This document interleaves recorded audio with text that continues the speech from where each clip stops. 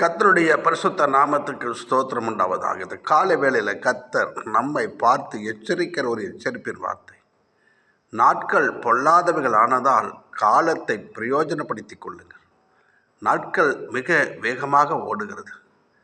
எனவே இந்த நாட்களிலே நாம் இந்த இருக்கிற நாட்களை பயன்படுத்தி அழிவில் இருக்கிற, அந்தகாரத்தில் இருக்கிற, இருளில் இருக்கிற, நரகத்தினைக்கு ஓடுகிற மக்களுக்கு ஆண்டவராக இயேசு கிறிஸ்துவின் நற்செய்தியை அறிவித்து அந்த ஜனங்களை அந்த அழிவில் பாதிலிருந்து வெளியிலே கொண்டு வருவதற்கு இந்த நாட்கள் என பயன்படுத்துவோம். நாட்கள் கொஞ்சம் தான் இருக்குது, எவ்வளோ நாட்கள் என்று நமக்கு தெரியாது. எனவே நாட்களை பயன்படுத்துவோம், ஆத்துமாக்களை சம்பாதிப்போம், தேவ ராஜ்யத்தை கட்டுவோம்.